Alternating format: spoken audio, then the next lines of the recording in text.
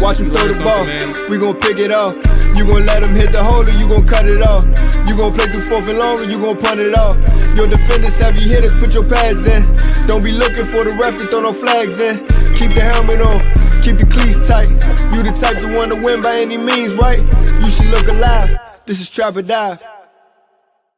Yes, sir. Welcome back to another episode of Trap or Dive podcast, man. I'm your host of the podcast, Mual Jamal Forrest, man. AJ and Dre is on the way. I think AJ getting set up backstage anyway, so he's gonna be joining us shortly. Listen, man, let's get the administrative items out of the way. Oh, what's going on with the focus? There we go.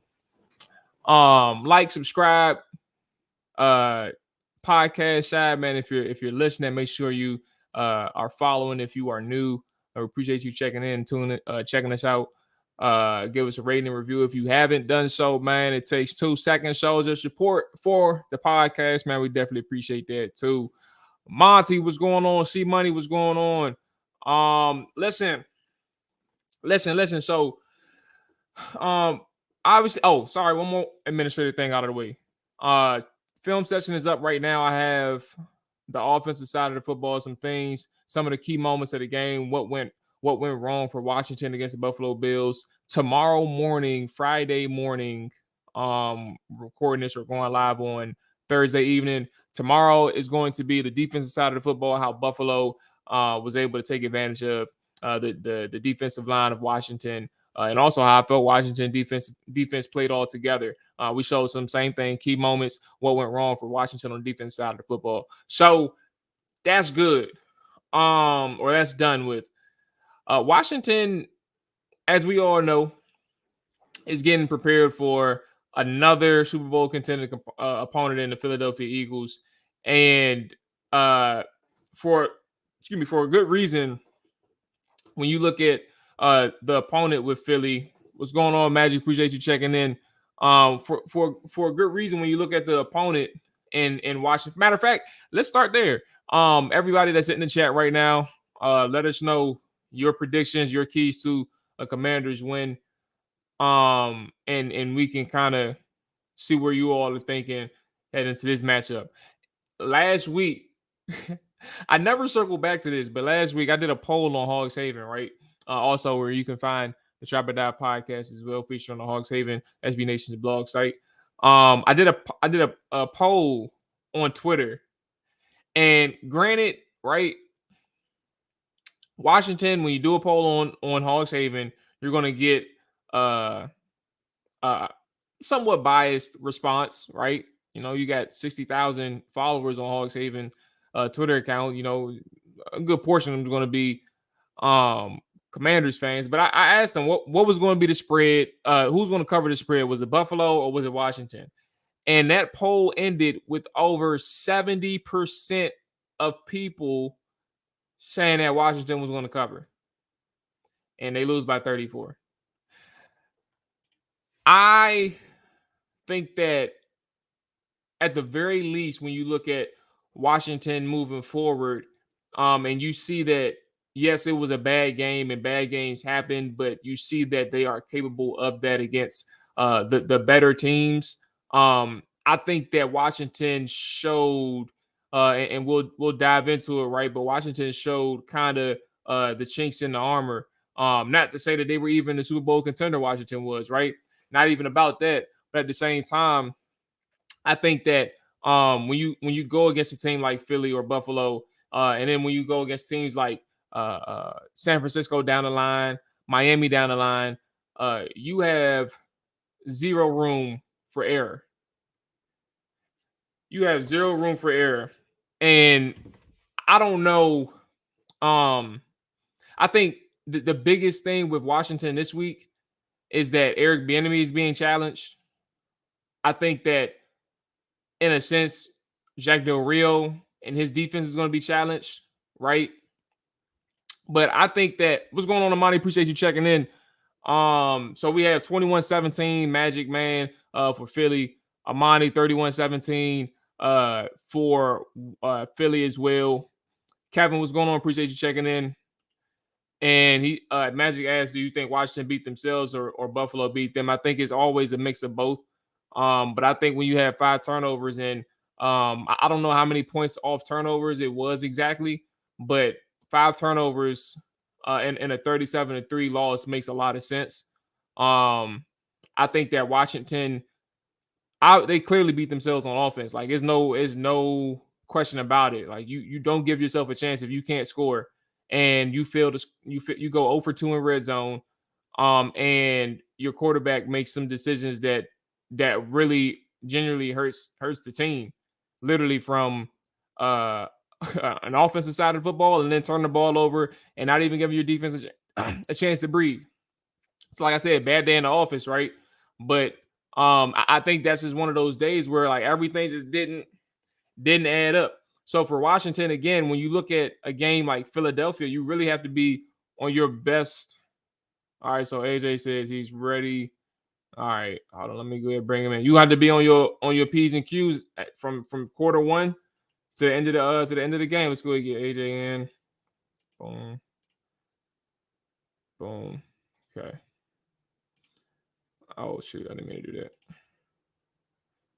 Can't predict the Washington dub or Washington score, but Washington. Ooh.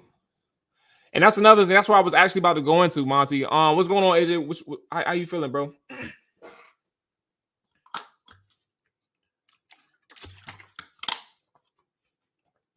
Hey, if you're talking, you're on mute, by the way.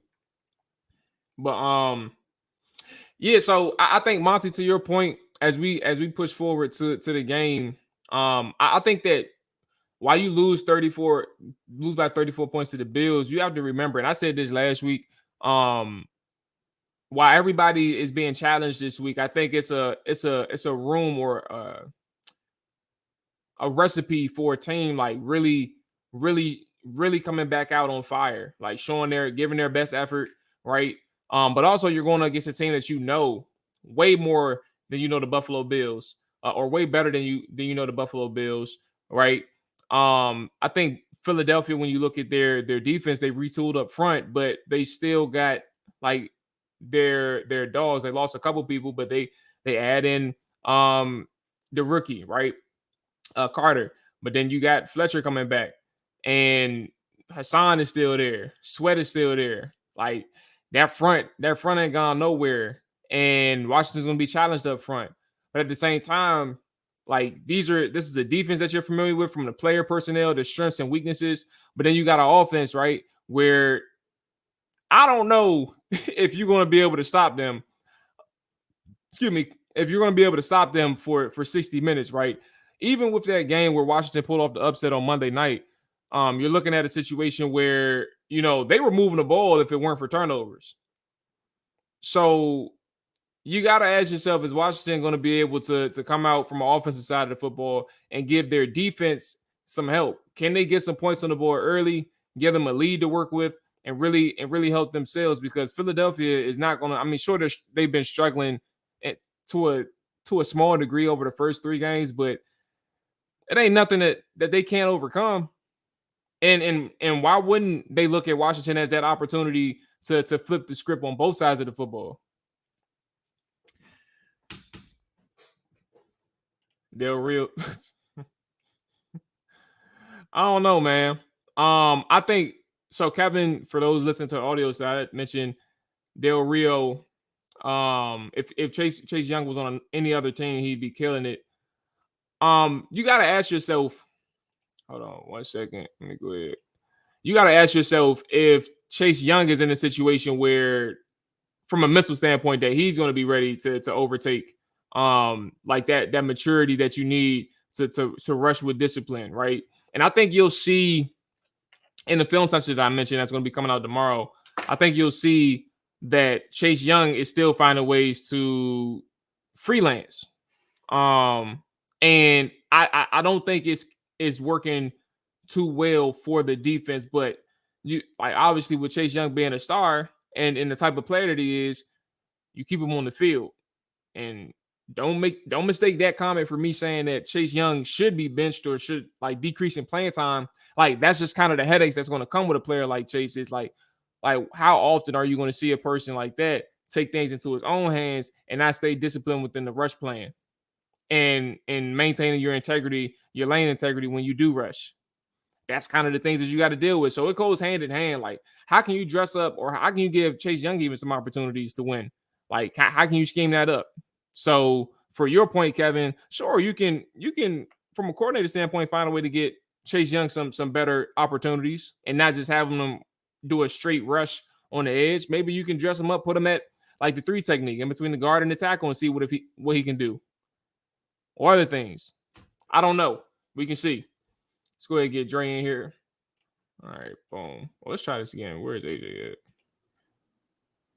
Hold on. Let me get AJ 2. Boom. Hold on. AJ, we good? Can you hear me? Yeah, I can hear you. Can you hear me? Bet. We good now. Yeah, fellas, what's going on with y'all, man? How y'all feeling tonight, dog? Long day, brother. That's why I'm late. Had the contractors been in my house all week, putting my stuff back together. I had a little minor flood situation happen like a month ago. So then they just putting my place back together. So it's been a long day. They just finished. So that's why I'm just getting here. You good, man? Mold situation? Nah, so my HVAC system, it got clogged up and leaked out into the open areas. So they had to pull up the floors and yeah. That boy had doo-doo water everywhere, huh? Oh Lord.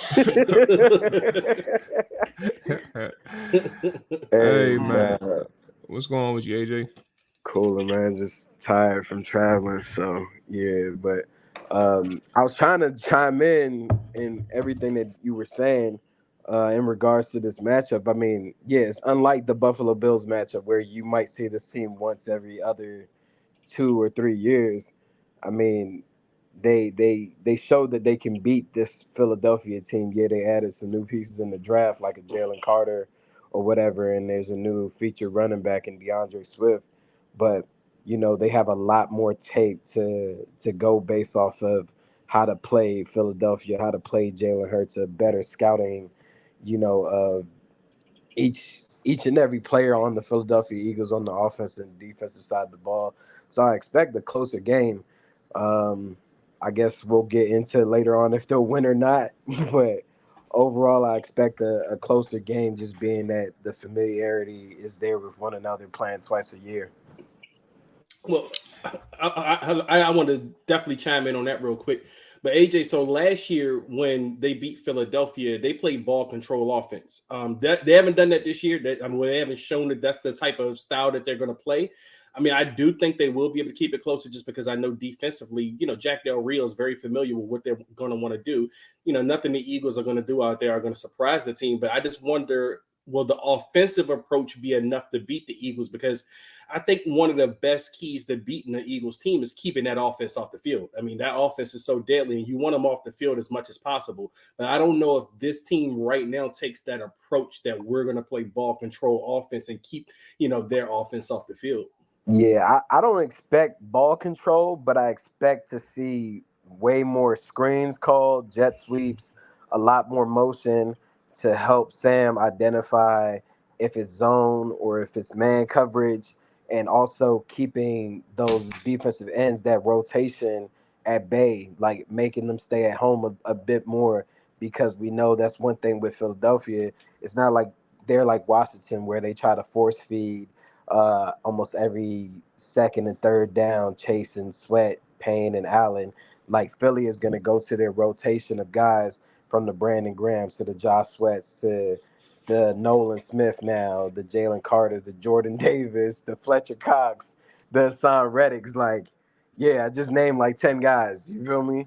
So they're definitely going to be in and out of the game.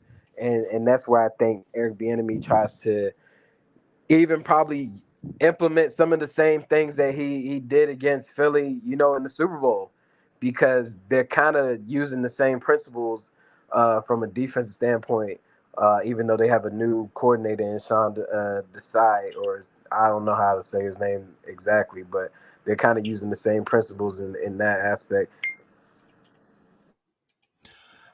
I think, first of all, let's do the Chef, appreciate you checking in. Let's do the injury report right quick. I haven't done that at all so far, but actually Washington doesn't even have so many. I think the biggest thing is really looking at Logan Thomas, who's been gone for a few weeks. The other people that's been on the injury report is actually, it's kind of crazy. 4 weeks in, you don't have that many significant injuries. Chris Rodriguez is dealing with an illness. But everybody else, Percy Butler seems okay with Percy was limited on Friday. But Forbes is good. St. Juice is good. They're both on the injury report with an elbow and neck. They practice in full. Logan Thomas is practicing full Thursday, so he's trending to come back for Washington. I think for another aspect, I forget it. Whatever, I'll say it. But I think another aspect for Washington is like the offense, for all the reasons in the world, looks better, or for whatever reason in the world, looks better with Logan on the field. As much as I love Cole Turner, I just don't understand. Like, that's his guy. That's Sam Howell's guy. One of Sam Howell's guys, main guys specifically. But he's a Logan Thomas person. But also an interesting nugget from Sam a couple of days ago was, like, we were talking about how Dotson wasn't featured, and even just generally how this offense doesn't really feature a particular person. Howell had mentioned, I think it was Howell. If it wasn't Howell, it was Bieniemy today. Like, this is not a, like, you're not, this is everybody eats type of system. Like, you're not focused on one person. You're not focused on trying to get one person in particular open, or excuse me, get them like 1,000 targets a game or 1,000 touches a game. Me exaggerating, but you kind of see, like, from an insider's or outsider's view, like, they're not necessarily focused on or it doesn't appear like they're necessarily tripping off of a person coming away with 3 catches in a game, when you think that they should have had 7 or 8. But also you think about, like, how they, like, AJ mentioned what he thinks is going to happen on the offense side of football from a Bieniemy standpoint. I don't know if I would love to see his redemption moment. I think it wasn't like a terrible game against Buffalo, but I do think, like, with 3 games on the board, you have accumulated enough information to find out, like, what type of offense you have. Like, of course, you're still going to be tweaking things down the line, right? And trying to figure out your identity, but at least right now, what you need to address. Like, that this, and also another thing that Bieniemy added, I know I'm kind of all over the place. He mentioned today in his presser that running the ball is not, like, he doesn't care about, like, the exact efficiency in terms of, like, the ratio, like the run pass thing. That's not something that he really trips over. He said that it's just about doing what they feel as a collective, as a staff, and how they iron out their game plan and stay in the course. so there's so many ways that you can really or try to dissect what they're going to be doing in week 4. But I think that if you say that from a standpoint of looking at the results, right? And what I mean by that is your quarterback taking such a beating from a hit perspective, a pressure perspective, and ultimately giving up sacks. It's hard to sit here and say that there's going to be a ton of things different right now, like as you can expect it. He's saying that he wants to stay the course according to the game plan, but if you don't care about your run pass ratio, that's me putting words in his mouth. But if you don't care about a run pass ratio, you gotta. It's hard to sit here and say that like anything going on offensively is going to be sustainable in the near future, if that makes sense. Like it's just hard to listen to those words. It's hard to sit here for us to say that you got to find a way to get pressure off of Sam and think that there's going to be 1,000 things or a few things different. I think that there's several avenues that you can attack, right? I think the screen game is going to be big. And they need to find a way to get back to it because you had one screen against the Bills and it resulted in a fumble. It's so many different ways that they need to go, man. And I think Philadelphia is going to be a tough opponent, but it doesn't mean that you can't have success against that defense. Yeah, I mean, I think it's a tough situation for Eric Bieniemy. Like we all kind of envisioned when he took on this job, especially when you say that a 5th-round quarterback that he played in a game last year, but he's essentially a rookie having to take over and get the keys to this offense. One, it's already hard to implement a new offense into a new team anyways, but then you bring in a guy that isn't familiar with doing a lot of things that they're asking him to do is going to be tough. And I don't really – I wish we knew more, but we won't know more.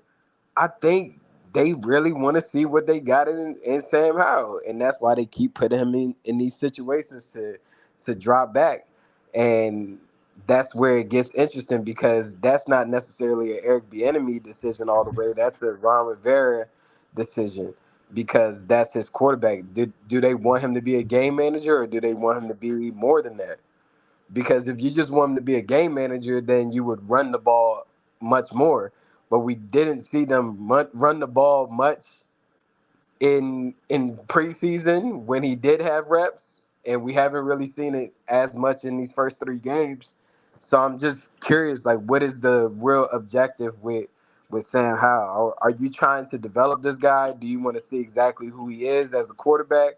Or what the hell is it? Do you want to win games? Are you willing to sacrifice losing games for his development? I guess we'll learn that here down this stretch because it's Philly Sunday. I think Thursday they play the Bears, right? Yeah, they got Chicago. Yeah, they play the Bears, then they play the Falcons, and then after the Falcons is who? Y'all know? Not off the top of the head. See. Yeah. You said after the Falcons, they got the Giants. Okay, so yeah, I just think that we'll find out here what really is the vision for Sam Howell. Is it for him to be a more efficient quarterback, or is it for him to be a game manager? And that's where I think like going against these elite teams such as the Bills and the Eagles, we'll learn a lot more about where exactly they want to see Sam Howell. If we have this conversation Sunday around 4:30 p.m. and Sam Howell has thrown for 40 attempts in a game, we kind of know that yeah, they want to see this dude pass the ball more than them focusing on running the ball overall. But see, one thing though, yeah, go ahead. because I was just gonna add, it's like the game manager. I don't think game manager means like run it 50 times either. Like I think because I always go back to this one point. Like I always revert back to this. I think Peyton Manning is probably one of the best game managers I've ever seen. And they ain't in Indianapolis running the ball 60-70% of the time.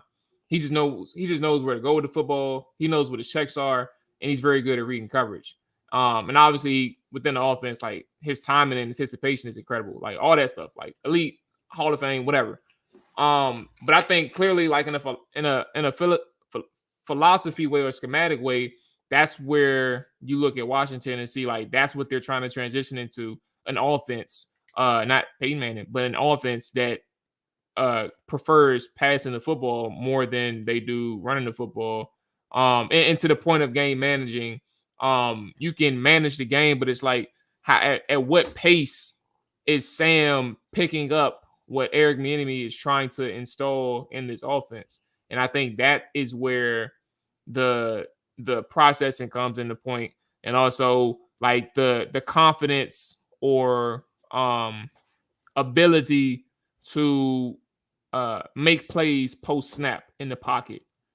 And that's where that trait is like on the low end, and it's trying to work its way up.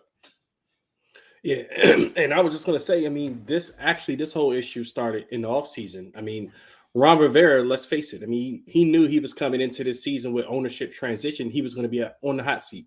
So he goes out and hires Eric Bieniemy. Eric Bieniemy has a chip on his shoulder because obviously he's been passed over in the head coaching cycle through, all of these years.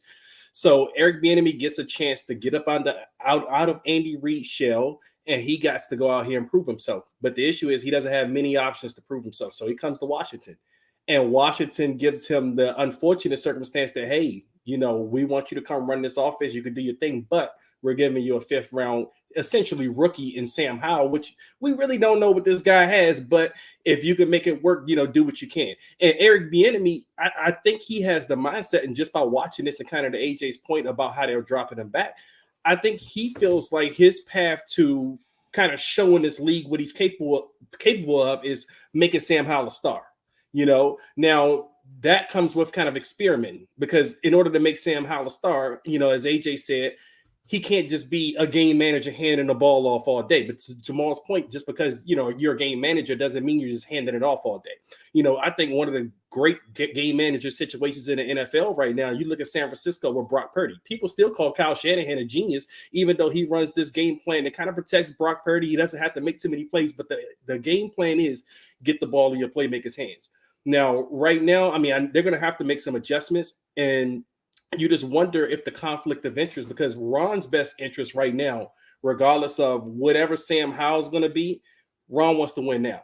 Now if you're experimenting with Sam Howell and it's costing you some games, you wonder at some point, is Ron going to bring this issue to Eric Bieniemy, kind of how he did in the past with Scott Turner, and say, hey, we're going to start running this ball a little bit more, and we're going to change things up. But, Eric Bieniemy doesn't seem like the type of guy that's going to, back down to Ron in that sense. But I just wonder if that's going to be something that comes up, which makes me think that this approach is eventually going to have to work sooner than later. Yeah, that was it. Like it got to work. Like you got 3 games in, and it's been like for the flat overall perspective, it's been underwhelming. Like you haven't really sustained any success or anything that looks like this is going to be a problem, like in a good way for Washington, a problem for opposing teams moving forward. Like you got to find something now, and it doesn't matter if you're going up against Philly. You got to find something. I seen something on Twitter today. I think it came from one of the reporters from the Washington Post, where they were like focusing on the fact that Sam Howell has always been the type of guy to hold on to the ball and get sacked, even back to his college days. So they did like a breakdown of Sam Howell 2019 versus NFL FBS average. He's at like 8% as far as like sack problem 2019. 2020, he's 9%, whereas NFL and college football is at 6%. 2021, he's like at 12%, whereas the NFL and the FBS is at 6%. And so far in 2023 season, he's at 16%, and the league is at 7%. So it's just a curious thing, like, I think some of the reporters are starting to get it, like, this might just be who Sam is. And maybe it's kind of Eric. is kind of Eric Bieniemy's way of saying like, hey, we have opportunities to do something within this passing game, but at the same token, there's nothing that we can do on our end to help him get the ball out quicker. Like, there's nothing wrong with being a game manager, but as we all know with the 49ers and Brock Purdy situation, he knows to get the ball out his damn hands as soon as possible. That's the key to that offense working within the passing game if they're gonna play off the run. So it's just interesting. But like y'all said, they're in a situation where they have to win. They gotta win games. This is Ron's fourth year, and only has one more year remaining on his contract. Eric Bieniemy has a 2-year deal that pretty much ties into the end of Ron Rivera's contract, and they have a team that can compete. They may not be able to get to the Super Bowl, but they have a team that can compete enough to get one of the 7 playoff spots within the NFC. But And if you got someone costing you games, you might have to make that switch. well, yeah, AJ, Nah, that's what I was going. Yeah, I was just going to ask him. With you mentioning Brock Purdy getting the ball out of his hands to his playmakers fast, do you think there's anything Eric Bieniemy can do to help Sam in getting the ball out of his hands faster? I mean, you talk about drawing up some more quick game, more screens. Like, I mean, I think there's ways Bieniemy can help him because it is an issue. I mean, this is something I've been hearing a lot about Sam Howell as well, that these issues date back to college. This isn't new what we're seeing in the NFL, but as an OC, you got to wonder what can Eric Bieniemy do to kind of help him and assist him get the ball out faster. I mean, even we keep going back to Kyle Shanahan, which I hate because I'm not that big of a fan of the guy. But back in 2012, when RG3 came in, RG3 had a bunch of limitations that was being hidden in college, as far as like he couldn't read defenses that well. He was a first read type of guy, and Kyle Shanahan kind of designed an offense built strictly around his strengths in that first year, which allowed him to be who he was going to be. So you just got to wonder, can Eric Bieniemy do that here with Sam Howell? As far as if I see him struggling to get the ball out faster, let me draw up more quick game. Like we don't have to run the ball, but maybe help him process things a little faster. Can he do that? I mean, I think definitely the screen game would help, whether it be running back, jet sweeps, whatever. Like getting into that a bit more. I think the difference between a Sam Howell and RG3, and from the offensive play caller standpoint, is with RG3 you can kind of make it a one read system for a little bit of time because there's so much of a threat of him being that home run hitter in the run game, because he could get off of that read and take it 80. Whereas with Sam, that's not really a threat of the defense. They're not really scared of that. Like he might run for maybe 10 yards, but he's not gonna break no 50-yard or 60-yard. In the tape that I watched recently, like all 22, what I picked up on and something that I seen Sam do so far in these 3 games is having his first and second reads like in the same window, like in the same vision window. I kind of touched on it Tuesday, but my service is probably so ass that y'all didn't probably hear me or whatever the case was. But if he did more reads where it's like the first read and the second read are within the same vision window for Sam Howell, whereas he doesn't have to necessarily scan the whole field. If the first read isn't there, he can go to the next one. I've seen it a couple times. There was a play against Denver, I want to say, where it was like his first read might have been Jahan, but in the same window vision for him, Terry was open right down the middle. Like I think I posted it on Twitter like a couple days ago or whatever. I think if he ran more of those type of opportunities where things can be in that same window for Sam, he can process a bit faster. But right now, Sam just isn't. He's not Patrick Mahomes. He's not about to be able to scan the field like that. And what's happening is he's holding on to the big play opportunity in each play, and that's what's leading to him getting sacked because he's locking in on that one guy, and it's typically the guy that he's locking in on is kind of like the home run money shot of the play.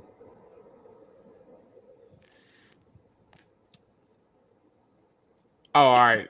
I was waiting for a second, but I mean for I mean there's several things that I think that he can do. I think even play action really works, and that's why I sent that to the chat, Dre. For those who don't know that's listening, like Matter of fact, let me see if I can pull it up while I'm talking. What was that information? Washington is one of the teams who have used play action the fewest in the league so far.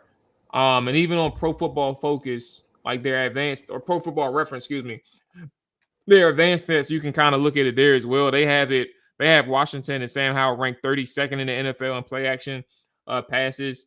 I think they've only run 5 according to Pro Football Reference advanced stats. According to Pro Football Focus, Washington and Sam Howell has a drop play action percentage of 9%, which is second fewest behind Andy Dalton, who's only done 3 play action dropbacks. But also Sam Howell he's had the second most pass attempts in terms of dropbacks on a list of like the 12 fewest. And he only has 12 play actions. So to that point, play action can be one thing that you can utilize a little bit more. Also, you have to find a way to really create or introduce the threat of a run as well when you do your play actions. You can continue to try to move the pocket. There was only one time where against Buffalo, you really attempted to move the pocket.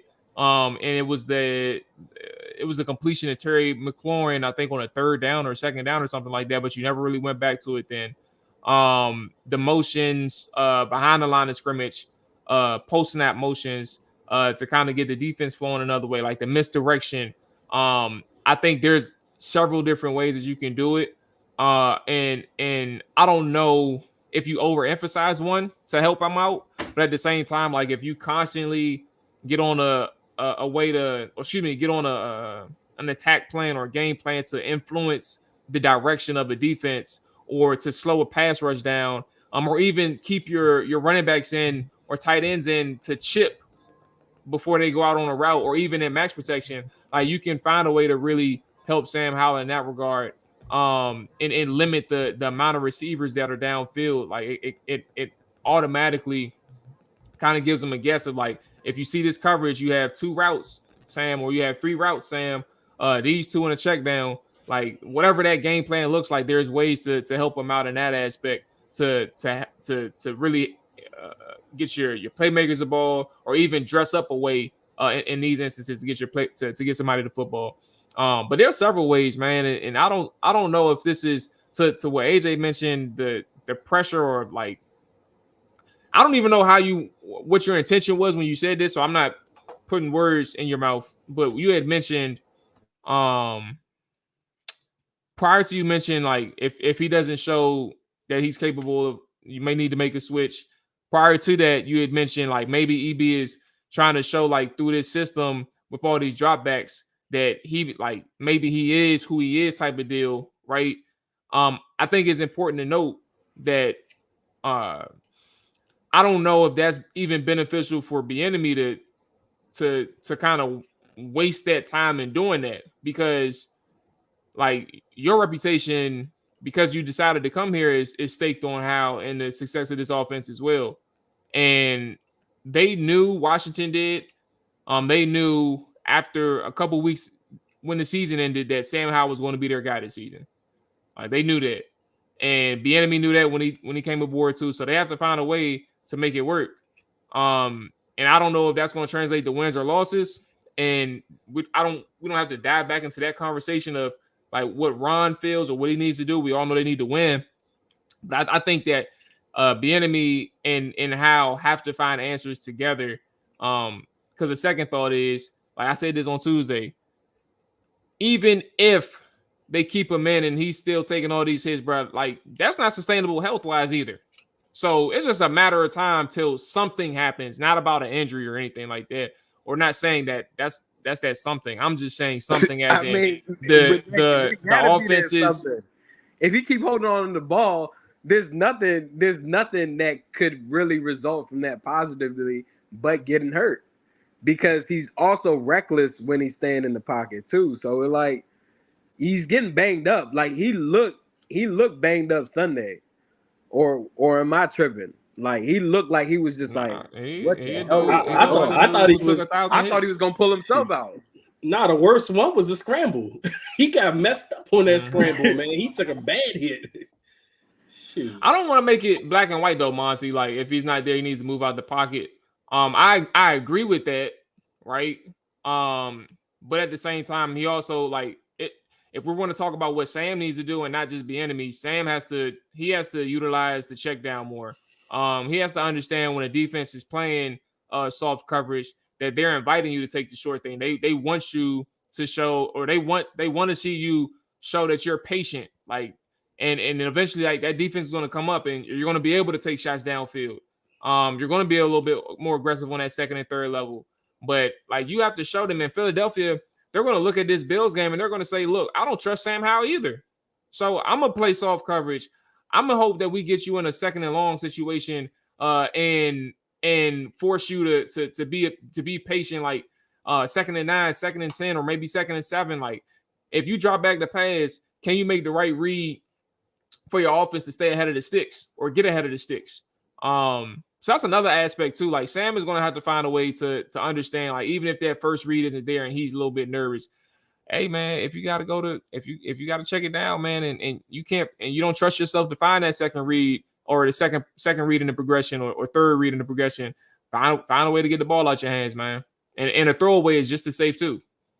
He needs to self-correct. That's what they've been saying all offseason. He self-corrects, but now it's time to show that you can self-correct and bounce back and stop taking the same sacks over and over again. And to your point, Mual, be a little bit more patient because you haven't been patient if you know that read isn't down there, and that's why the defenses are going to play you like that. So now is the time to see if Sam really does self-correct and if he can be the player we all hope he can be. Yeah, I mean, if that's what the fan base is waiting on, then good luck, because that's not who he is. He's never shown that on tape. Like that's all we can go based off of is what he's done on tape. And yeah, it might be college, but you never really seen him do that in college. And I damn sure ain't expecting him to correct that during this season. That's why it's just a tricky situation overall, man. Like even the backup in Jacoby Brissett, he holds on to the ball too. Like he's not one of these quick twitchy guys that's just getting the ball out of his hands.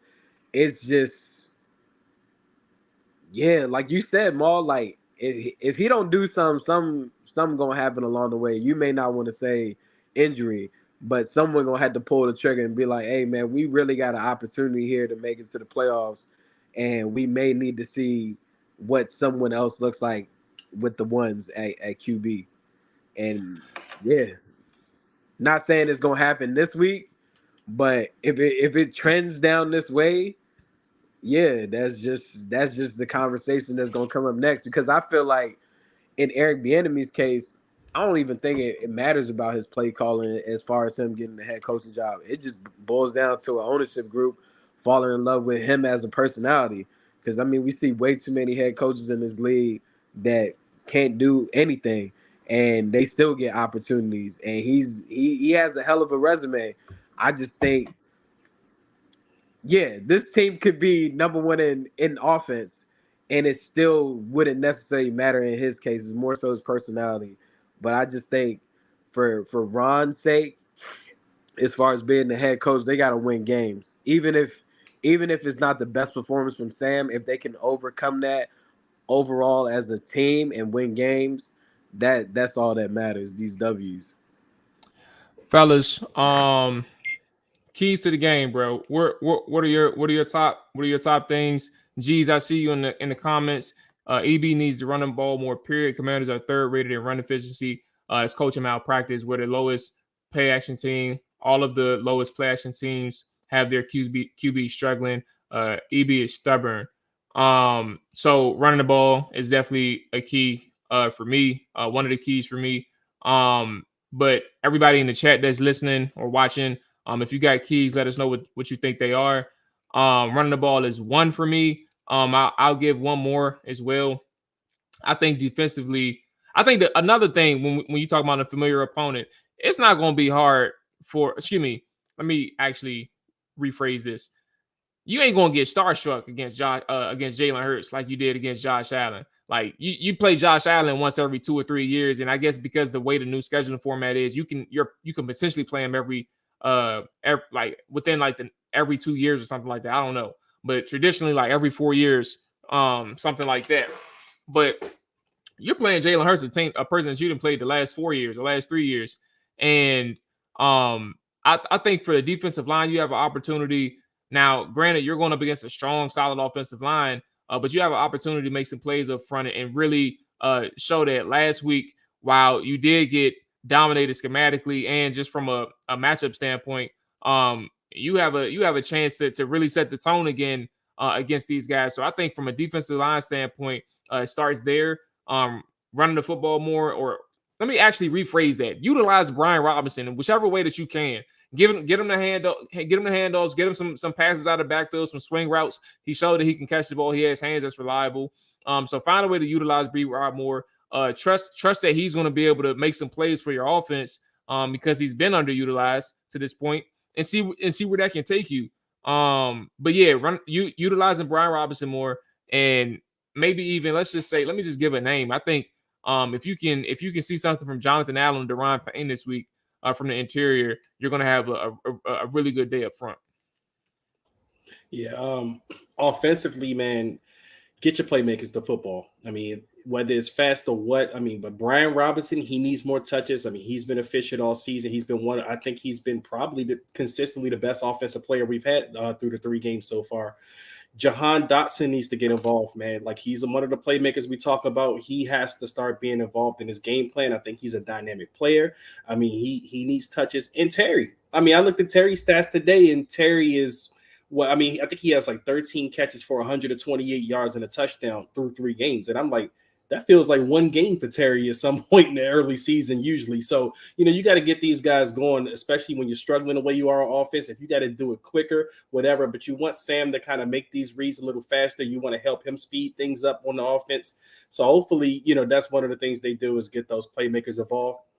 Defensively, the D-line has to have an impact game this week. Last week, they were kind of non-existent against Josh Allen. We didn't really get too many pressures or sacks.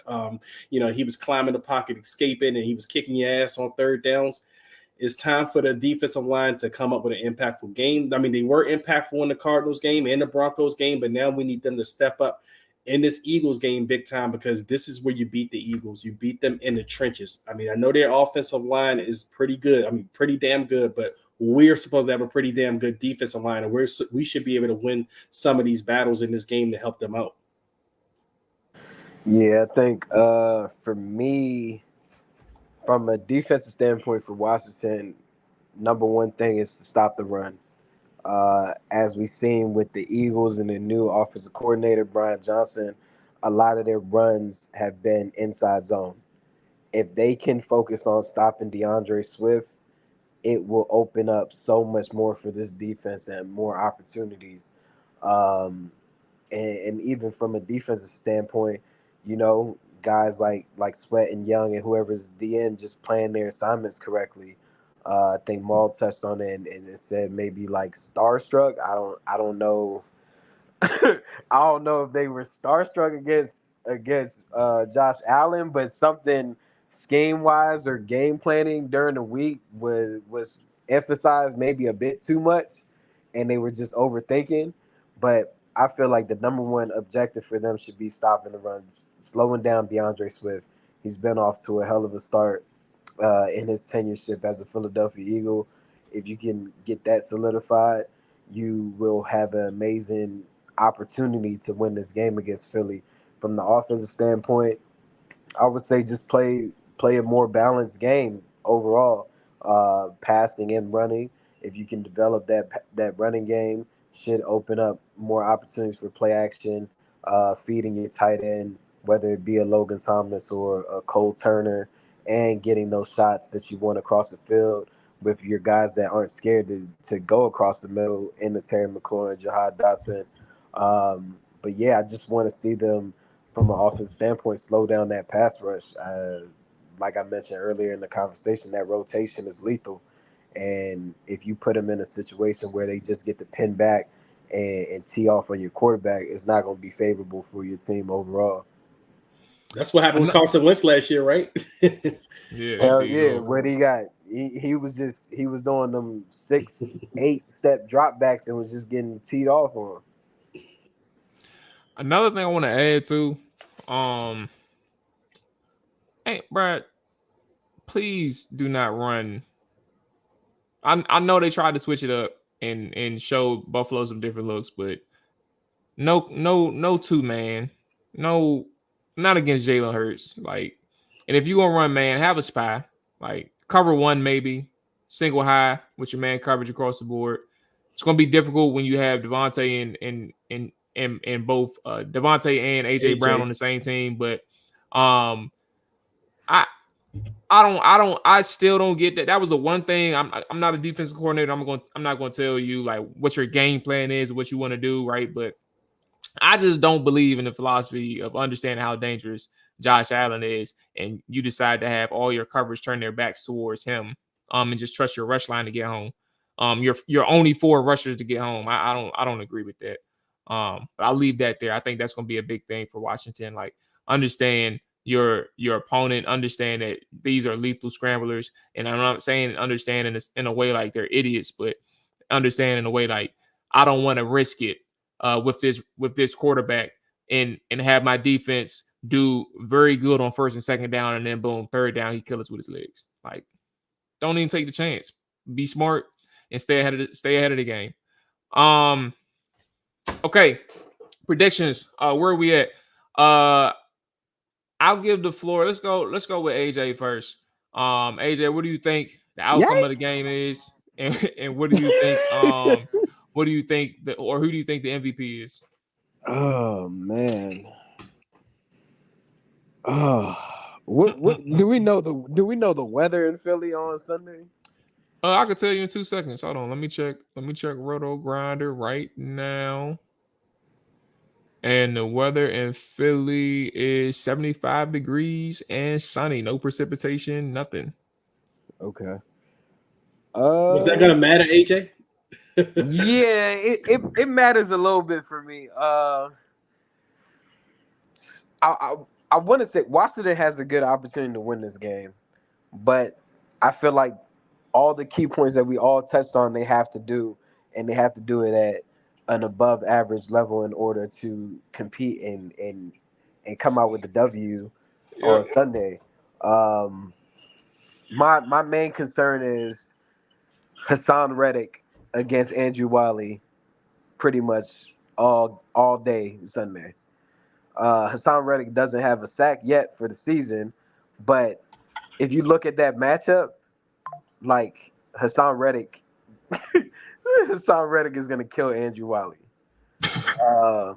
So it really boils down to how Eric Bieniemy calls his game and also how Sam Howell responds in those opportunities of passing downs and realizing, like, hey, if something's not there, let me take the check down or throw it away.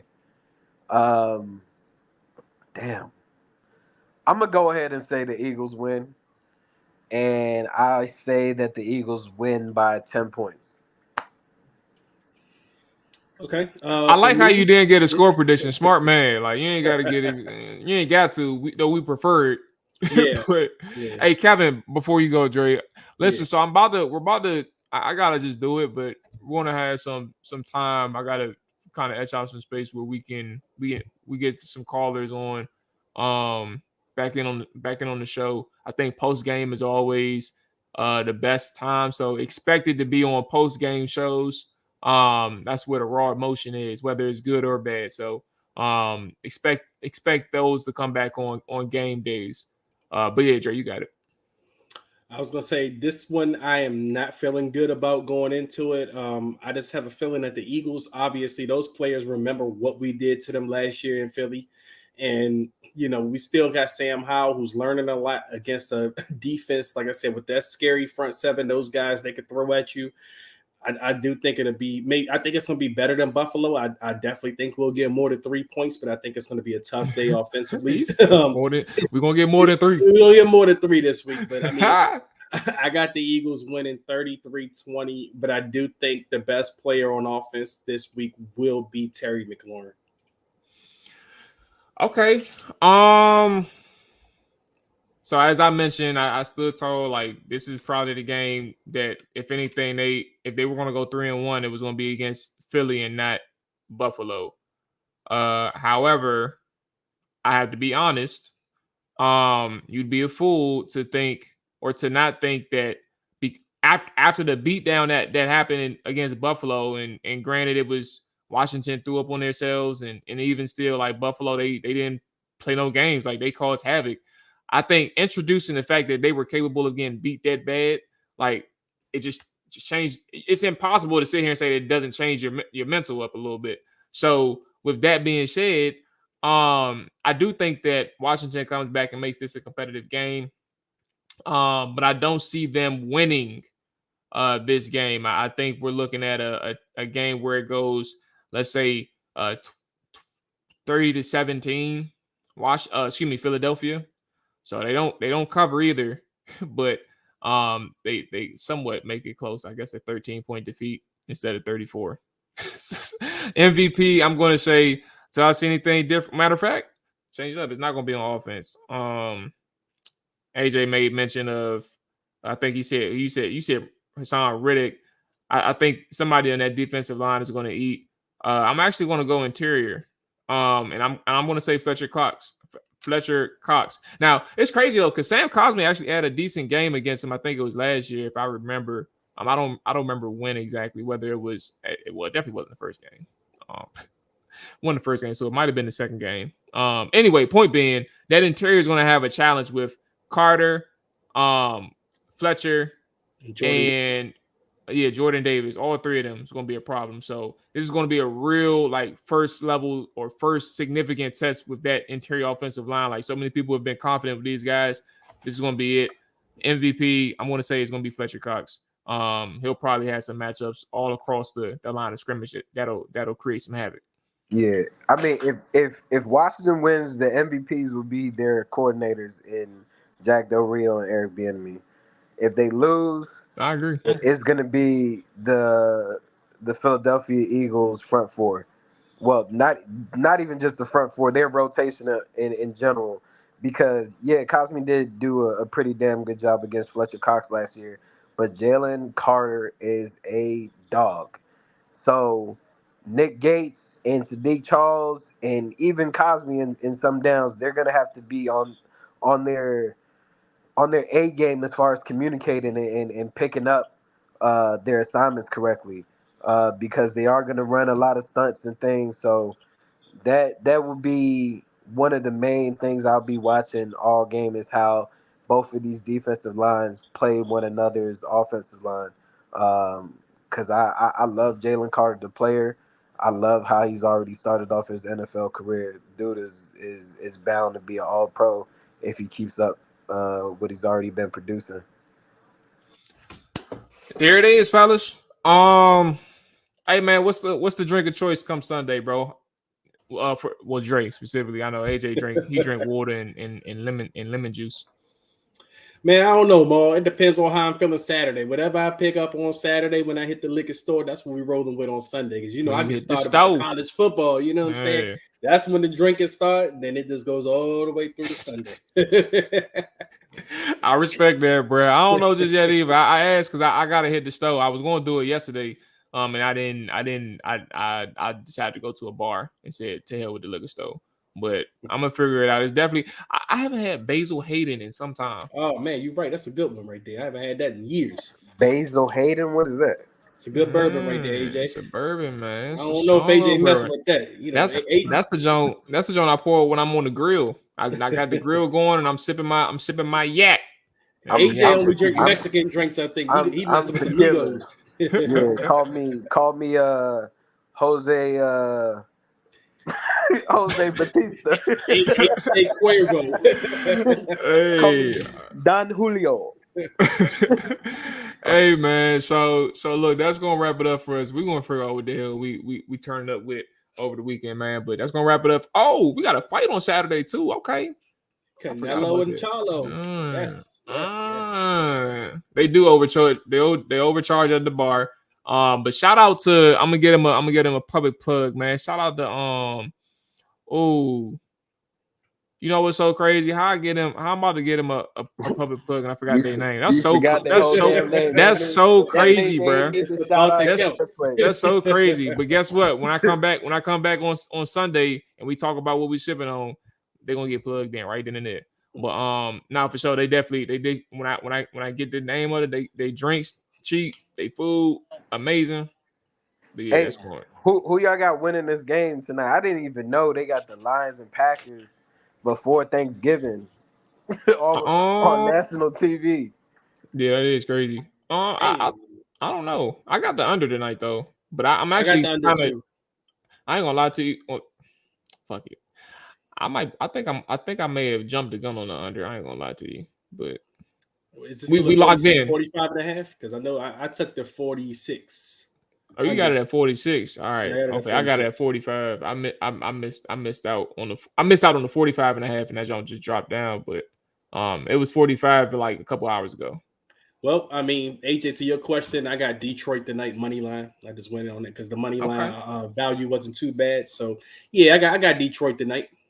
Okay. And also, let me get my boy Jahmyr Gibbs. Jahmyr Gibbs needs one touchdown for me, man. He needs his first touchdown of the season for fantasy for me, and I got him as an anytime scorer tonight as well. So there it is. All right, that's gonna wrap it up for us. Ali said Canelo is gonna win, so we're gonna see what's up with them boys on Saturday, man. I'm glad I remembered that one. But y'all be safe. Enjoy y'all weekend, man. We're gonna tap in on Sunday after the game, though. We out of here. Peace.